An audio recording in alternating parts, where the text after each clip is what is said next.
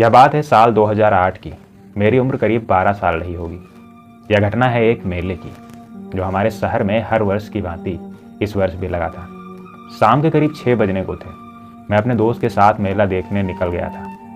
मेला काफ़ी बड़ा था, जिसमें झूले से लेकर के कुश्ती तक सब कुछ वहाँ मौजूद था। हम दोनों काफ़ी देर तक मेला घूमते रहे। तकरीबन रात के 9 बज रहे थे और हम दोनों ने अब घर वापस जाने का सोच लिया था। उससे पहले हम दोनों ने एक आइसक्रीम खाई थी और फिर वहाँ से चल दिए। खरीदा हमने कुछ नहीं, क्योंकि उतने पैसे नहीं थे। हम दोनों अब एक सुनसान रोड पर जल्दी जल्दी चले जा रहे थे। तभी रास्ते में हमें एक सांप दिखा। 2 कदम पीछे जाकर हम दोनों वहीं रुक गए। सोचा पत्थर फेंक कर भगा दूं, और पत्थर बिल्कुल सांप के पास गिरा, मगर वह भागा नहीं। मैं दूसरा पत्थर ढूंढने लगा। इतने में मेरा दोस्त उसके करीब जाकर सांप को पकड़ लिया। अब आप सोच रहे होंगे कि सांप ने उसे काटा क्यों नहीं, तो इसका जवाब है सांप प्लास्टिक का था। मेले से जाते समय किसी का गिर गया होगा। तो यह कहानी दरअसल मेरी नहीं थी और ना ही सांप की। यह कहानी है प्लास्टिक की। आज अगर मैं आपसे कहूं अपने आसपास की 5 कोई भी चीज़ें सेलेक्ट करो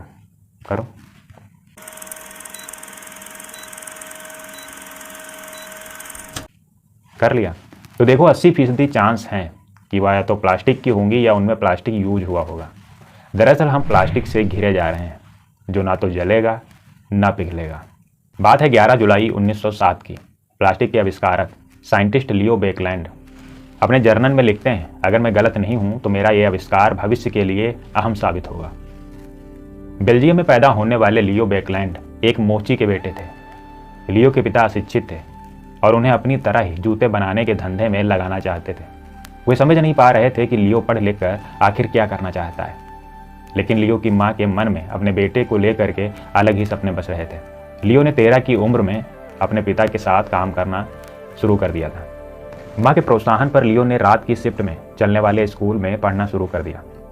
इसके बाद आगे बढ़ते हुए लियो ने घैंट यूनिवर्सिटी में स्कॉलरशिप भी जीत ली। लियो बेकलैंड ने सिर्फ 20 साल की उम्र में केमिस्ट्री में डॉक्टरेट कर ली और अपने टीचर की बेटी से शादी करके अमेरिका पहुंच गए। लियो ने न्यूयॉर्क पहुंचकर नाम और धन कमाना शुरू कर दिया था। शुरुआत में फोटोग्राफिक प्रिंटिंग पेपर से बहुत पैसा कमाया। इसके बाद न्यूयॉर्क में हडसन नदी के किनारे पर एक घर खरीदा। बेकलैंड ने अपना समय बिताने के लिए अपने इस घर में एक लैब बनाई। यही वह घर था जहां पर 1907 में उन्होंने फॉर्माल्डिहाइड और फेनॉल जैसे केमिकल के साथ समय बिताते हुए प्लास्टिक का आविष्कार किया, जिसे नाम दिया बेकेलाइट। इसके बाद बेकलैंड ने पीछे मुड़कर नहीं देखा। उस वक्त टाइम मैगजीन ने अपने कवर पर लियो बेकलैंड की तस्वीर छापी। खास बात यह थी कि पत्रिका ने लियो की तस्वीर के साथ उनके नाम की जगह लिखा, ये ना जलेगा और ना पिघलेगा।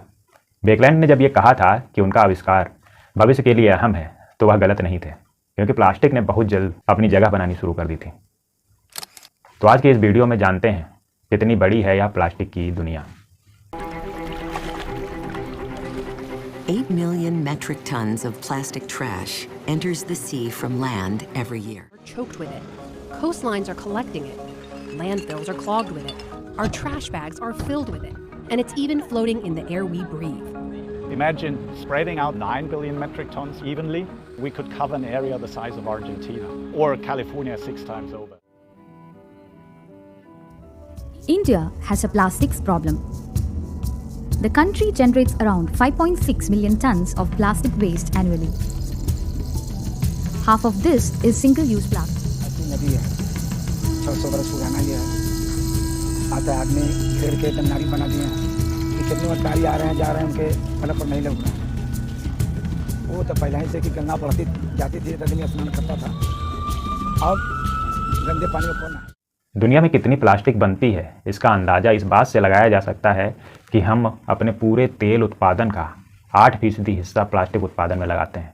बेकेलाइट कॉरपोरेशन ने प्लास्टिक के प्रचार के लिए कहा कि इस आविष्कार से मानव ने जीव, खनिज और सब्जियों की सीमा के पार एक नई दुनिया खोज ली है, जिसकी सीमाएं अपार हैं। यह बात थोड़ा सुपरलेटिव जैसी लगती है, लेकिन यह बात पूरी तरह सच थी। वैज्ञानिकों ने इससे पहले भी प्राकृतिक तत्वों को विकसित करने या उनकी नकल बनाने के बारे में सोचा था। बेकेलाइट के आविष्कार से पहले प्लास्टिक की तरह दिखने वाली चीज़ सेलुलाइड सामने आई थी, जो पौधों पर निर्भर थी। लेकिन बेकलैंड इलेक्ट्रिक इंसुलिन में प्रयोग होने वाले रेसिन साइलक का विकल्प तलाश कर रहे थे, जो कि झींगरों से निकलता था। पर बेकलैंड जल्द ही समझ गए कि उनका आविष्कार बेकेलाइट साइलक रेसिन से भी अच्छा और बेहतर प्रयोग किया जा सकता है। बेकेलाइट कॉरपोरेशन प्लास्टिक ने इसे हजारों तरह से प्रयोग किया जा सकने वाला पदार्थ भी कहा। इसके बाद प्लास्टिक का प्रयोग टेलीफोन, रेडियो, बंदूकों, कॉफ़ी पॉट से लेकर के गहनों में भी होने लगा। बेकलैंड की सफलता के बाद दुनिया भर की साइंस लैबों से प्लास्टिक के तरह तरह के रूप सामने आने लगे। इनमें पैकेजिंग में इस्तेमाल होने वाली पॉलीस्टाइरीन, नायलॉन, पॉलीथाइलन जैसी चीज़ें शामिल थीं। द्वितीय विश्व युद्ध के बाद दुनिया के सामने प्लास्टिक के बने हुए बर्तन आने लगे, लेकिन प्लास्टिक की छवि ज़्यादा दिनों तक रोमांचित करने वाली नहीं रही। आज दुनिया का प्लास्टिक उत्पादन लगभग 10 बिलियन टन से ऊपर पहुंच गया है, यानी वर्तमान में धरती पर मौजूद व्यक्ति के जिम्मे 1 टन से अधिक प्लास्टिक बन चुका है। दुनिया में इतनी प्लास्टिक है कि इससे 20,000 बुर्ज खलीफा जितनी बड़ी इमारतें आसानी से बनाई जा सकती हैं। प्लास्टिक हमारे फूड सिस्टम का हिस्सा बन चुका है। द प्रिंट की एक रिपोर्ट के अनुसार हम एक हफ्ते में करीब 5 ग्राम माइक्रोप्लास्टिक खाते हैं, यानी एक क्रेडिट कार्ड के बराबर। आमतौर पर यह कहते हैं कि माइक्रोप्लास्टिक केवल समंदर में है, लेकिन ऐसा नहीं है। यह हर जगह है। माइक्रोप्लास्टिक हवा में भी घुला हुआ है या सांस के जरिए, पानी के जरिए शरीर के अंदर जाता है। प्लास्टिक से जुड़े हुए पर्यावरणीय खतरे अक्सर सामने आते रहते हैं। शोध आते हैं, फिल्में बनती हैं, हमारे सामने ऐसे अनेक तथ्य हैं, लेकिन हम आंखों पर गुलाबी चश्मा लगाकर आराम से गाने सुनते हैं और सोचते हैं सारी दुनिया गुलाबी है, हर जगह गुलाब के बगीचे हैं। वही बात अगर दुनिया भर में प्लास्टिक उत्पादन की करें तो प्लास्टिक उत्पादन में नंबर 1 पर है चीन। चीन अकेले का 31% प्लास्टिक उत्पादन करता है। इसके बाद नाफ्टा मतलब कनाडा, मैक्सिको और यूएस, यह तीनों मिलाकर 19% उत्पादन करते हैं। बाकी शेष एशिया 17% प्लास्टिक उत्पादन करता है। यूरोप 16%, अफ्रीका 7%, अमेरिका 4%, जापान और रूस 3%। तो धरती पर इतनी प्लास्टिक क्यों होती जा रही है जिसका कोई यूज नहीं है? तो इसका जवाब है बेकार रिसाइकलिंग स्तर। एक अनुमान है कि अब तक जितनी प्लास्टिक बनी है उसमें से मात्र 10% प्लास्टिक को ही रिसाइकिल किया जा सका है। प्लास्टिक से बनी चीज़ों में आपने त्रिकोण के साथ 1 से 7 तक के बीच में कुछ नंबर देखे होंगे। इन्हें रेसिन पहचान कोड कहा जाता है, जो रिसाइकिलिंग में मदद करते हैं। ये कोड ट्रेड एसोसिएशन जारी करता है। इस चित्र में आप देख सकते हैं कि किस तरह के प्लास्टिक को रिसाइकिल करना कितना आसान होता है और कितना डिफ़िकल्ट। तो ऐसे में अगर प्लास्टिक इंडस्ट्रीज आगे बढ़कर रिसाइकिलिंग पर गंभीर हो सकती हैं तो सरकारें भी कुछ कर सकती हैं। प्लास्टिक और इधर उधर के वेस्टेज की रिसाइकिलिंग पर कई देश अच्छे से काम कर रहे हैं। एनवायरमेंटल परफॉर्मेंस इंडेक्स के अकॉर्डिंग नंबर 1 पर है साउथ कोरिया, फिर समोआ, बेनिन, आइसलैंड और ऑस्ट्रिया। रूसों का कथन है कि हमें आदत ना डालने की आदत डालनी चाहिए। हमें निश्चित रूप से प्रकृति की ओर लौटना होगा। हमें अपनी आदतों में पर्यावरण की खातिर बदलाव लाना होगा। याद रहे, हम प्रकृति से हैं, प्रकृति हमसे नहीं। प्लास्टिक की समस्या वास्तविक भी है और गंभीर भी, लेकिन अगर वैज्ञानिक उद्योग, सरकारें और उपभोक्ता सब मिलकर काम करें तो हम इस संकट से पार पा सकते हैं। जिम्मेदार बने और प्लास्टिक को इधर उधर ना फेंकें। अपने समुद्र तटों, नालों, जल निकायों को साफ रखें और जब भी संभव हो तो अपने पर्यावरण को स्वच्छ रखने के लिए अपने समुदाय, शहर, राज्य और देश का समर्थन करें। जय Hind. We're gonna keep it low key, keep it softly spoken, with